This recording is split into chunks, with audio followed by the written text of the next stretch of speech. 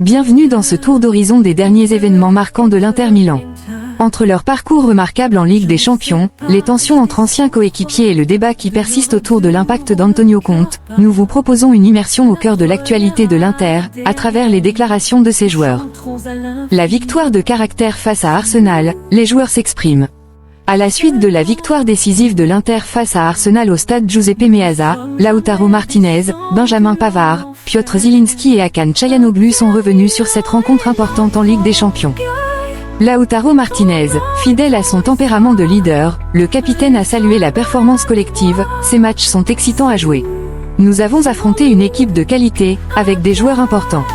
Pendant les 25 premières minutes, nous avons montré notre qualité et les avons mis en difficulté. Ensuite, l'intensité a baissé, et nous avons un peu souffert, mais nous avons livré une prestation de qualité, avec du caractère et un véritable esprit d'équipe, comme nous le voulions. Quant à moi, j'ai joué 90 minutes contre Venise, et je dis toujours que plus je joue, plus je m'améliore. Maintenant, il faut récupérer notre énergie et penser aux prochaines échéances en championnat.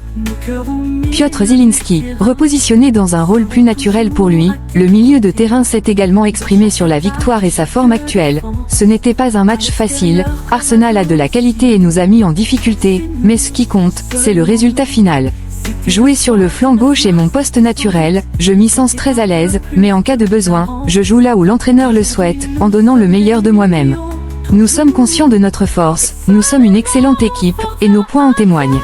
Mes 2 blessures m'ont ralenti en début de saison, mais maintenant je vais bien et j'essaie toujours de donner le maximum pour aider l'équipe.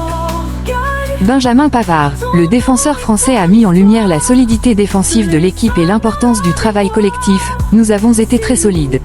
C'était un match difficile, il a fallu se battre, nous avons marqué, nous avons été concentrés et solides défensivement.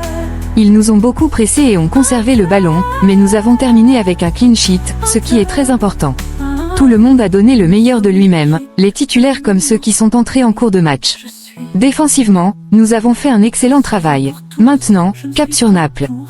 Enfin, Hakan Çalhanoğlu, auteur du but décisif sur penalty, a évoqué sa performance et sa précision redoutable.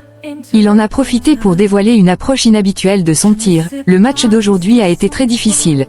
Arsenal est une équipe très forte, mais au final, seul le résultat compte. Nous avons très bien défendu, nos défenseurs ont fait un excellent travail. Parfois, on souffre plus, parfois moins. Aujourd'hui, nous avons un peu souffert, mais nous avons travaillé dur avec beaucoup de sacrifices. Au sujet de ces pénaltys réussis sans fausse note, il ajoute, les 19 pénaltys réussis sur 19.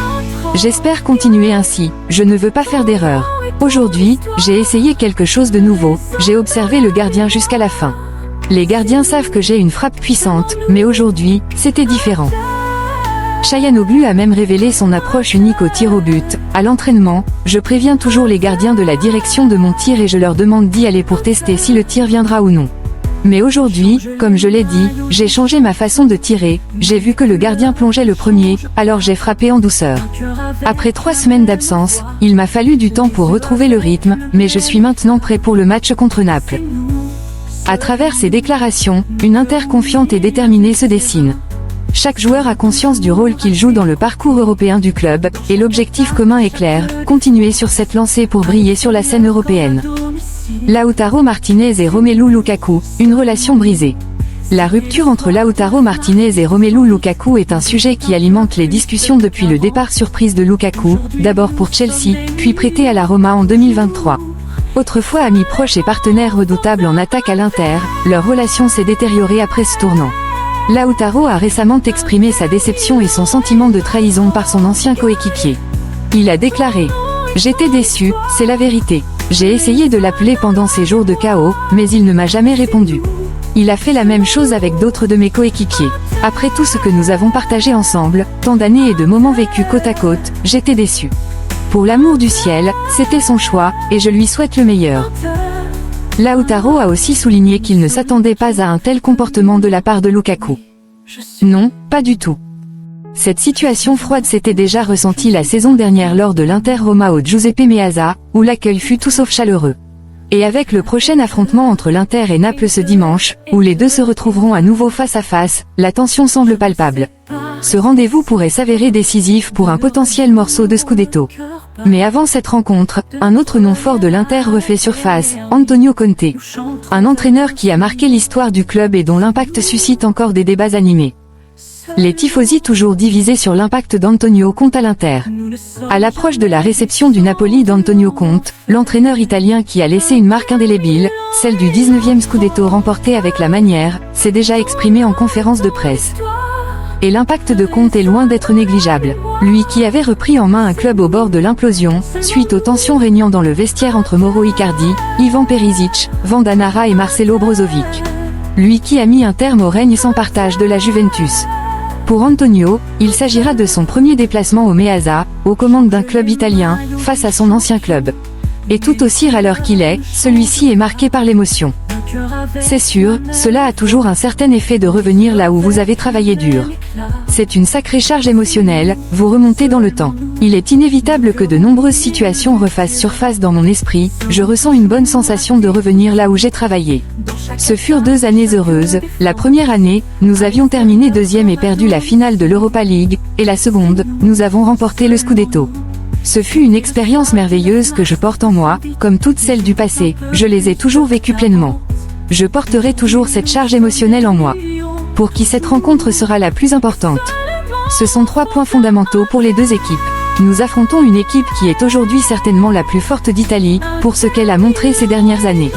Il faut reconnaître qu'ils ont très bien travaillé, aujourd'hui l'Inter est dans une position plus importante que les autres, ils y ont fait un excellent travail, de la direction au bloc équipe. Tous ont grandi de manière exponentielle. Mais je n'y vais pas pour agiter le drapeau blanc. Je suis persuadé que nous avons nos cartes à jouer et on verra ce qui se passera. On se prépare intensément avec l'idée d'avoir l'ambition de notre chance. Ce sera un test important, nous nous mesurerons au meilleur du championnat et cela nous permettra de comprendre à quel point nous avons progressé, c'est important pour nous. N'oubliez pas que nous y arrivons en étant premiers, notre but est de le rester à la fin de la rencontre. Lobotka s'est entraîné et a repris l'entraînement avec nous. Il va bien, il a récupéré et il est disponible, reste à voir s'il pourra jouer dès le coup d'envoi ou non. Lukaku. À chaque conférence, vous me posez toujours une question sur lui. La croissance de Lukaku dépend de l'équipe et pas seulement de lui. L'individualité n'est jamais décisive. L'équipe est la base de tout, et il y a des individualités qui doivent être exaltées. Cela doit nous amener à avoir l'envie de devenir une équipe forte. L'équipe doit continuer à grandir comme elle le fait. Je suis très confiant, car les garçons veulent s'améliorer et cherchent à comprendre comment le faire. Je vois beaucoup d'engagement et d'abnégation. Réduire tout cela à un seul joueur n'est pas juste pour tout le monde. Que devez-vous faire pour mettre l'Inter en difficulté? En premier lieu, il faut jouer le match. Ensuite, si vous pensez à aller au Meazza pour être un sparring partner et attendre les coups de poing, ce n'est pas notre intention. Nous voulons nous mesurer à l'Inter, sur la base de nos valeurs et essayer de jouer cette rencontre de la façon dont nous l'imaginons. Je pense qu'au-delà du résultat, nous devons avoir le bon mental pour continuer à grandir. Face à l'Atalanta, c'était très équilibré statistiquement, j'ai dû tout analyser de manière froide et non en tant que tifoso. Dans d'autres matchs, nous avons été plus cyniques, mais ce jour-là, c'était bien plus le cas pour l'Atalanta. Je m'attends à ce que l'Inter joue un match similaire à celui de dimanche dernier, en se montrant peut-être encore plus performante en phase de conclusion et avec plus de fermeté dans les duels. Les tifosi divisés. Plus de 3 ans après ses adieux, les tifosi de l'Inter sont toujours divisés sur l'expérience d'Antonio Conte à l'Inter. Il y a ceux qui, comme le rappelle le Corriere dello Sport, la définissent comme une simple relation de travail, et il y a ceux qui reconnaissent beaucoup plus de mérite, dont celui d'avoir jeté les bases du cycle victorieux de Simone Inzaghi. Les tifosi sont divisés, mais pas tout à fait de manière égale. D'un côté, il y a ceux qui l'accusent d'avoir abandonné le navire dès les premières difficultés financières, de ne pas vouloir relever les manches et de travailler dans la misère. Bref, un traître ou un joueur de la Juventus. Cette pensée est similaire pour une bonne partie de l'environnement de l'Inter. Moratti avait également parlé d'un manque d'attachement, même si plus tard, les 2 personnalités ont pris le temps de tout clarifier. D'autre part, désormais minoritaire, il y a ceux qui ont au contraire reconnu que sans lui, l'Inter n'aurait jamais remporté ni le premier ni le deuxième Scudetto, celui avec Inzaghi, ni même n'aurait atteint la finale de la Ligue des Champions. Car sans lui, la reconstruction aurait été beaucoup plus complexe, pour ne pas dire impossible. Dans la phrase qu'il avait prononcée, « Je peux seulement vous dire que mon projet n'a jamais changé », il y a un mélange de déception et de ressentiment de la part de celui qui s'était lancé tête baissée dans le monde nerazzurro, mais qui a dû reconnaître qu'en cours de route, les règles du jeu avaient changé. Et recherché à tout prix par Marotta, l'ancien entraîneur des Nerazzurri a réussi à briser la longue domination de la Juventus en à peine 2 ans. Conte s'est déchiré à plusieurs reprises avec la direction, malgré le fait qu'au sommet du club, il y avait Marotta qui le voulait à tout prix et un certain Luciano Spalletti qui s'est sacrifié pour lui. Des larmes constructives, diraient les psychologues du couple, pour pousser le club au niveau supérieur. Après tout, c'était dans les accords.